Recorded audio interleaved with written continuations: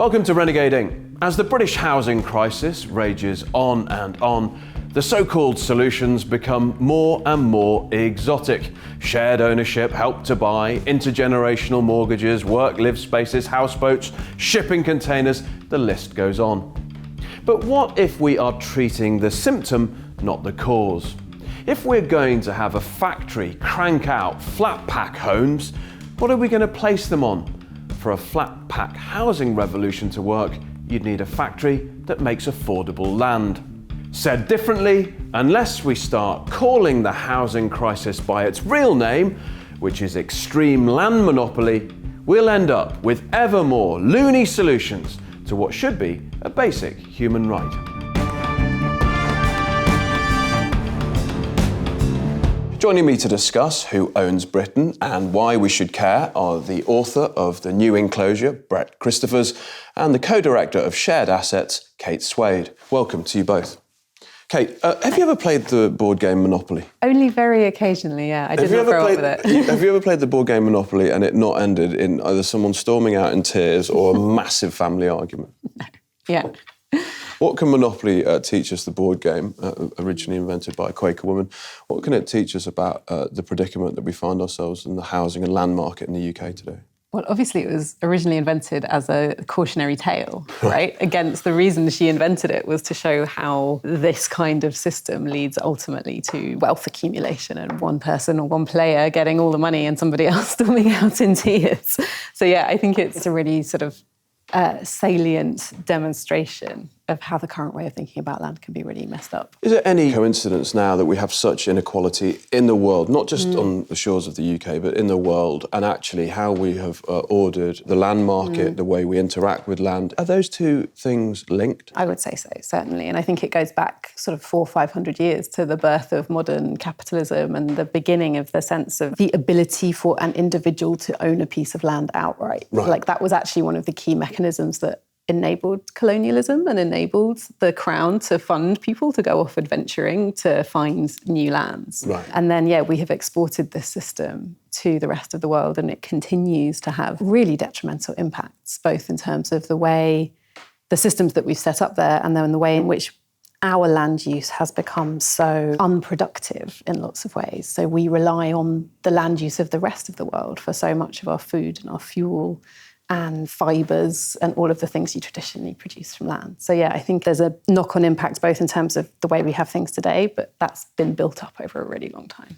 Giving that historical context, when you hear people say the system's failed, having heard what you've just said, the system hasn't really failed, has it? Because it's worked perfectly according to the principles that it's been set upon. Yeah, and nobody sat down and drew it out, right? There's no deliberate someone sitting in a cave stroking a cat. Exactly. But the logical consequences of a bunch of assumptions are playing out. And, one of those assumptions is that land is something you can own. It's fundamentally different from, this piece of paper or this glass or this table or even my house, which I can put gold pillars on the outside and fill the garden with gnomes and, add myself a sauna if I want through my own hard work. Yeah. And, if that adds value to my house, then I should probably recoup some of that hard work if the next person who comes along really wants that. Whereas the land underneath only has value because of where it is and the investments that the state and the wider community have made in that area to make that a desirable location. One of the big success stories, Brett, of neoclassical economics is getting rid of a certain factor of production. So we've got three: land, labour and capital.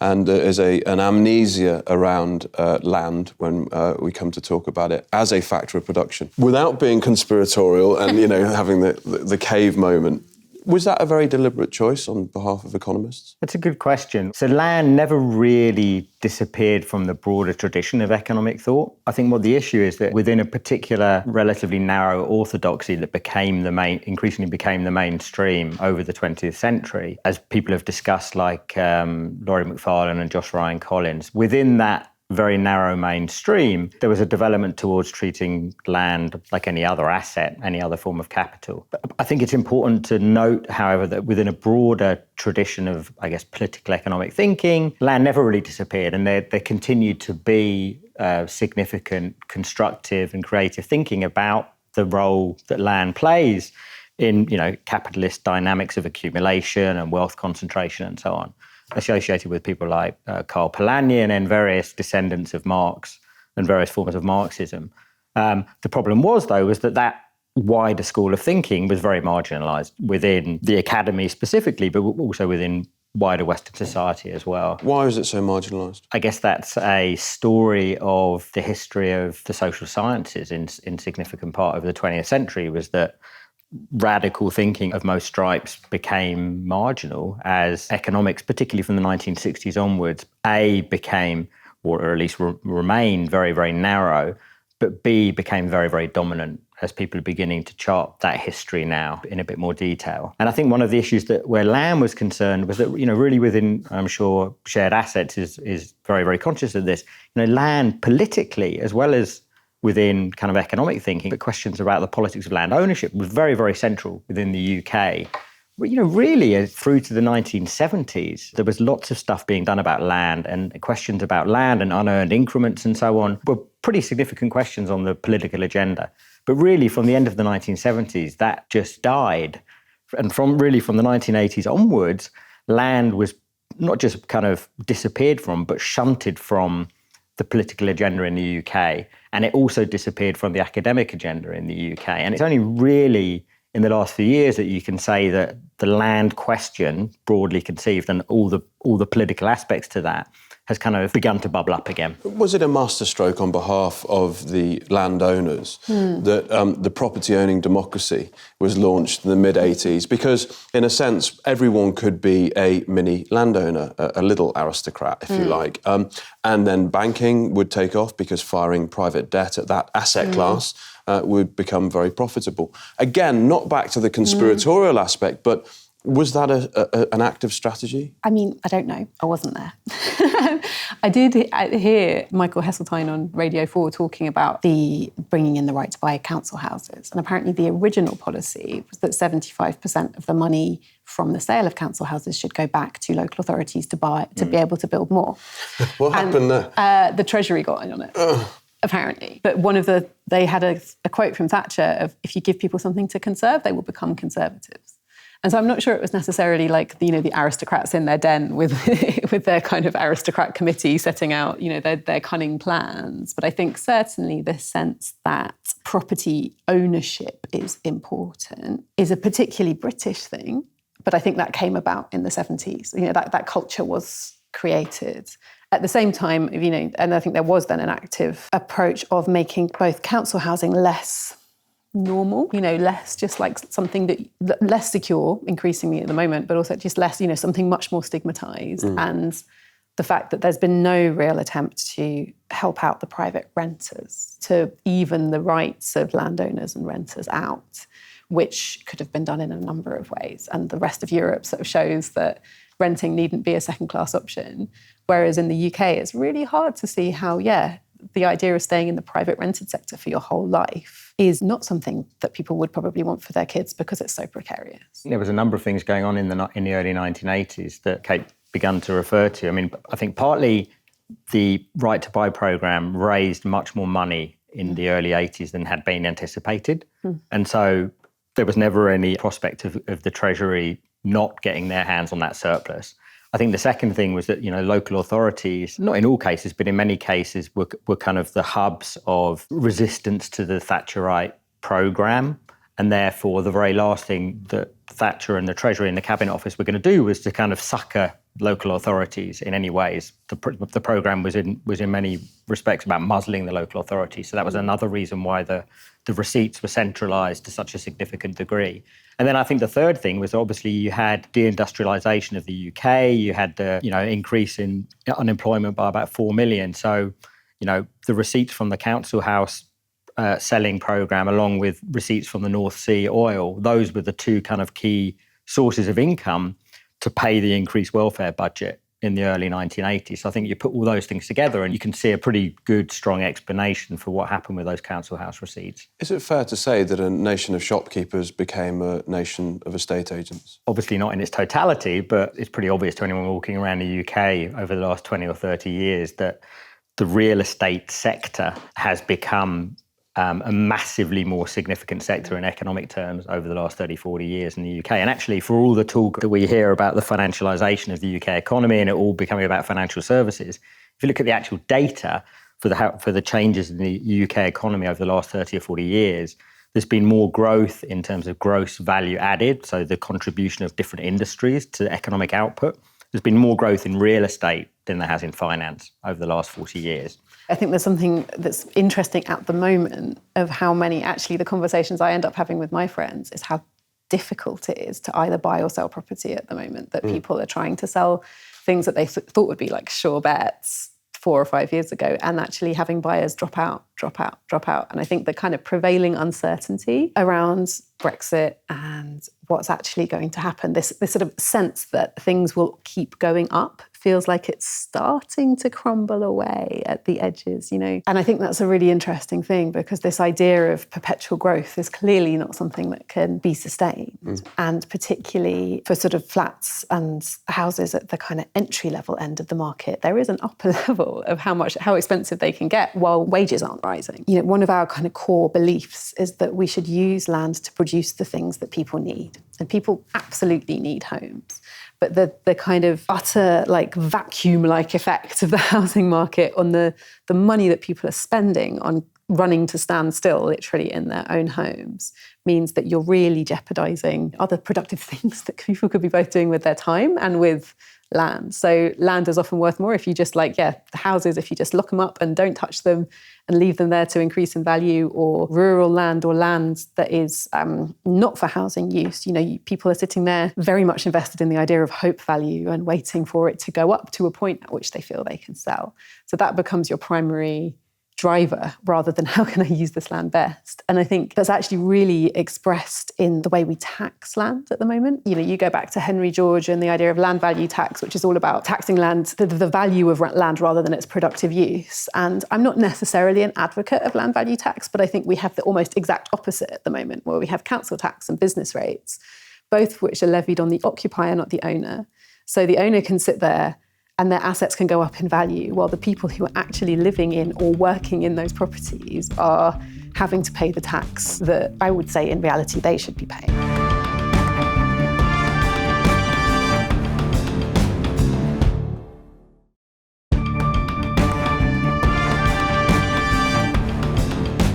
Welcome back to Renegade Inc. Before we talk more about land ownership being a very British problem with Brett Christophers and Kate Swade, let's have a look at what you've been tweeting about in this week's Renegade Inc. Index. First up, we've got a tweet from Rory Meakin. Fascinating in London. Help to buy, quote, substantially increased prices, no discernible effect on construction volumes.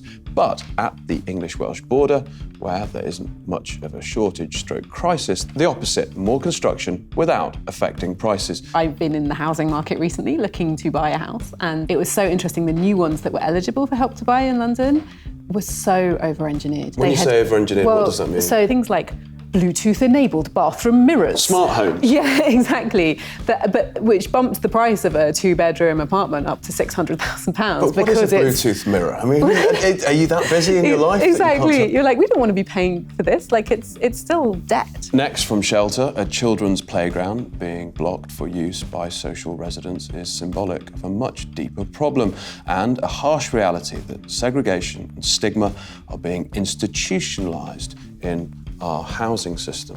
What's your view on that? To the extent that I know much about the UK housing market, my sense is that segregation and stigma have been institutionalised for a long time. And I suppose that one of the big challenges facing the UK is trying to reverse that, but it's going to be a long, hard road. And there's very little evidence at the moment that anything really substantive is being done in that direction, really, and certainly Help to Buy is not going to help with that at all. Next, from Socialist Voice, many homeowners would feel uncomfortable living next to social housing, and this snobbery is fueling a segregation crisis. The stigma around social tenancies has led to new developments, physically separating residents by class using poor doors. Finally, from Capitalists for LVT, it is quite true that land monopoly is not the only monopoly which exists, but it is by far the greatest of monopolies.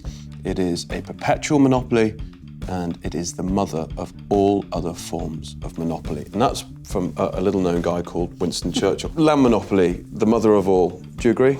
I'm not sure I'd use the term mother. I mean, not in the sense it's necessarily spawned other forms of monopoly, but if you go back to the early period of capitalism, then land monopoly and rent on land, I think certainly has served as the kind of the original prototype or model for other forms of rentierism over time. So I think rent as a kind of a capitalist social institution has diversified over the past 150 years, and land rent and land monopoly has been the model on which other forms of monopoly and rent have been modelled. I think that would be fair to say. Brings us neatly to your book, which we've chosen as Book of the Week this week, The New Enclosure.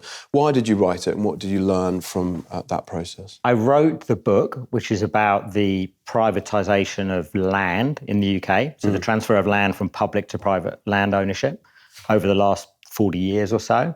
I wrote it because in doing research into that topic, I realised that this had been a major phenomenon and that it was a phenomenon that people just really didn't know about. So it was actually a relatively simple, I mean, we all write books for different reasons, but it was actually a very simple motivation. There's something important has happened and people don't know about it, and they need to know about it because it's really significant to their lives. It's really as simple as that. I think what we have to do is to reconfigure the social contract between landowners and landless people in this country.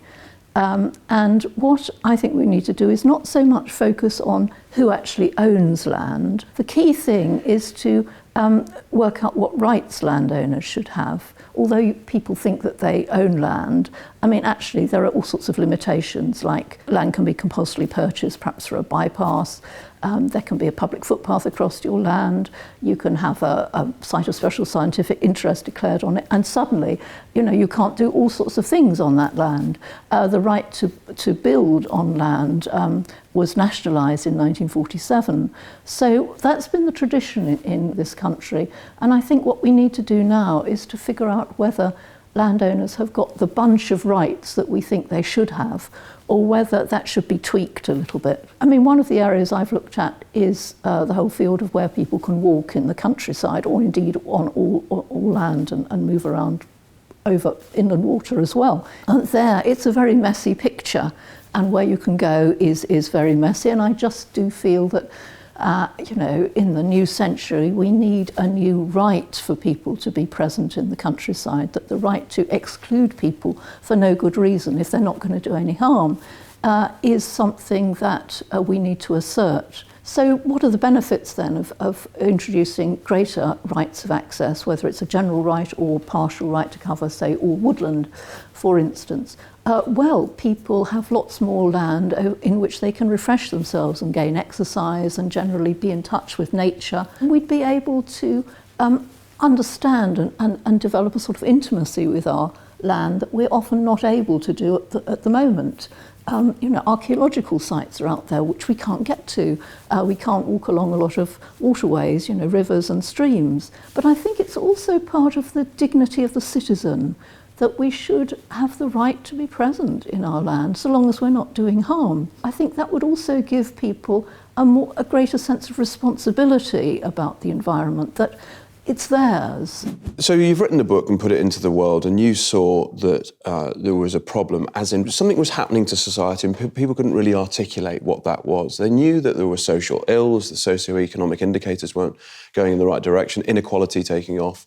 Why have we got such a mental block when it comes specifically to land, especially when we're, in this country, obsessed with the housing market? I mean, maybe we can spread this out into a broader conversation, but I think one of the main reasons is simply that, yes, housing and questions of ownership of housing and private ownership of housing in particular are very, very, very, very central in the UK, both economically and culturally and socially. But I also think that, on the whole, people don't associate housing with land. And I think that's a big part of the question, that I think when people buy and sell housing, what they don't realise is that what they are essentially buying and selling is in large part and in increasingly large part the land on which the housing sits. So I think that people just don't think about land and about the question of who owns land, or about the question of the ways in which the ownership of that land matters to what that land is used for and under what circumstances and what conditions. And why have we not been able to, as a society, divorce the land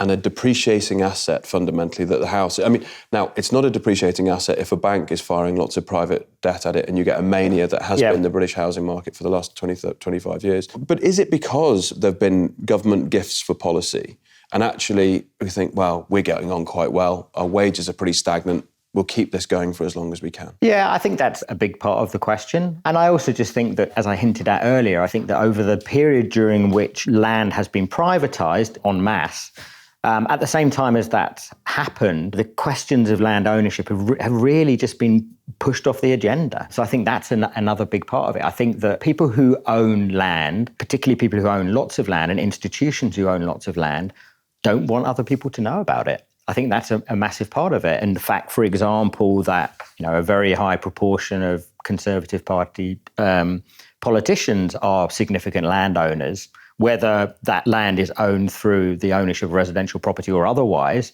that's a significant issue. It's something that people don't want to be brought to light. Politically, land reform, is it starting to become an issue again? So in Scotland, they've had 2 land reform acts now.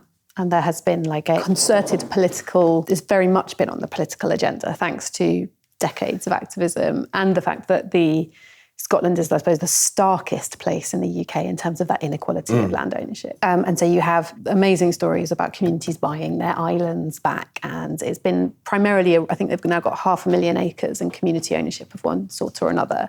In England, it feels a lot further away.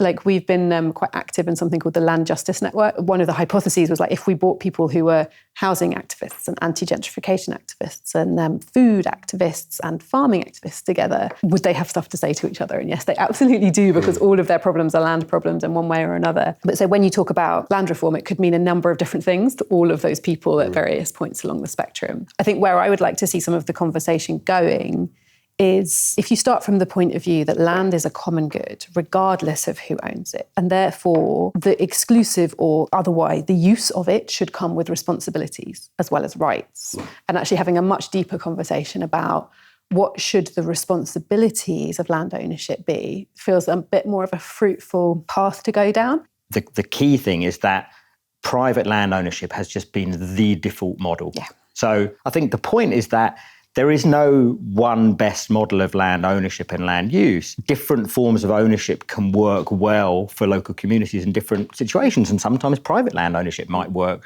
perfectly well. But sometimes land is best owned by the state because the state can perform a kind of coordinating role that other landowners can't. And sometimes land is best owned by local communities. And so kind of a mixed ecology of land ownership is probably the best that we can aspire to.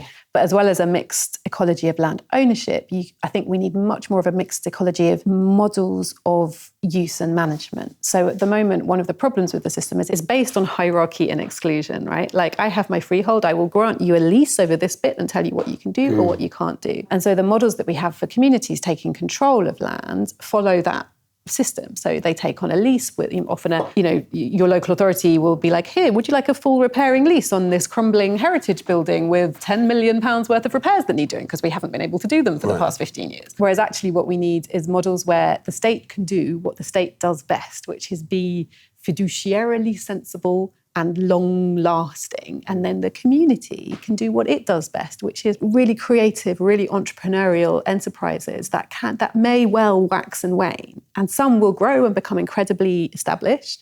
But the model that we have of being like, okay, here's a 25-year lease, take it or leave it, actually doesn't work well for the way in which communities work. If the UK is not at the point already, then it will relatively soon come to the point where the cost, and that's not necessarily the economic cost, but the social cost and the cost in terms of the resilience of the social fabric will become so much that it can't confront the problem of current patterns of land ownership and use. If the current model persists, then if you think about how current privately owned land, and particularly housing land, gets passed on to the next generation, then that's going to be exclusively passed on to people whose parents are homeowners, because there'll be no one else. And it's just a recipe for greater social fracture in the long term. Where do you think that we can focus our efforts to try and make sure that this is not only on the political agenda, but actually we start to take some action on it? Because we've all seen the effects of exclusion and the effects of inequality. I think the thing of asking the question, one of the things that I think really worked in Scotland, so Andy Whiteman, who's the